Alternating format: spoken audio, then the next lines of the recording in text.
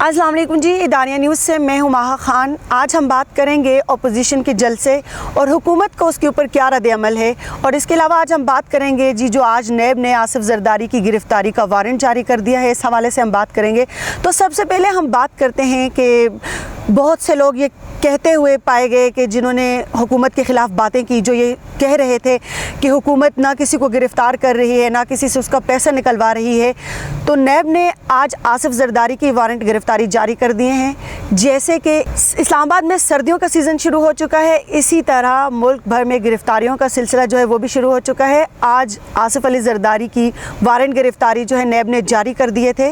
वो लोग जो ये कहते हैं कि मुजरिमों को नहीं पकड़ा जाता, उनसे इमरान खान साहब पैसा नहीं निकलवा सकते, इमरान खान साहब जो है वो एहतसाब नहीं कर सकते मुजरिमों से, जबकि ये बात किसी से ढकी छुपी नहीं है। इदारे उनके बनाए गए हैं, उसमें उनके अपने लोग रखे हुए हैं, लिहाजा इन सब चीज़ों में थोड़ा बहुत टाइम तो लगेगा।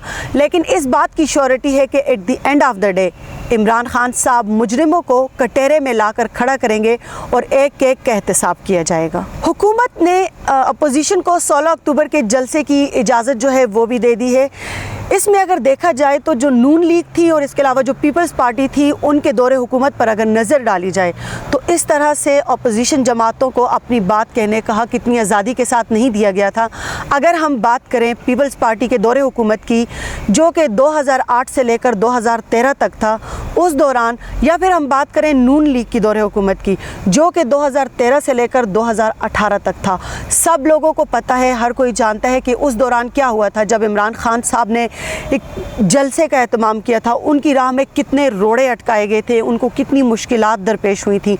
ये बात तो सभी जानते होंगे कि 2016 में जब इमरान खान साहब ने इस्लामाबाद में लॉकडाउन का ऐलान किया था, तो इस मौका पर परवेज़ खटक को फायरिंग करके किसने इस्लामाबाद आने से रोका था। एक तरफ वो हुकूमत थी जो अपोजिशन के जलसे जुलूसों में गिरफ्तारियां करवाती थी, उनको पकड़वाती थी, उनके रास्ते में मुश्किल रोड़े अटकाते थे, और एक तरफ ये हुकूमत है जो बग़ैर गिरफ्तारियां किए, जो बग़ैर अपोजिशन को कोई भी तकलीफ़ दिए उनकी बात सुनने के लिए आमादा हैं। और मौजूदा हुकूमत ने बग़ैर कोई मुश्किलात खड़ी किए अपोजिशन को जलसे करने की इजाज़त दे दी है।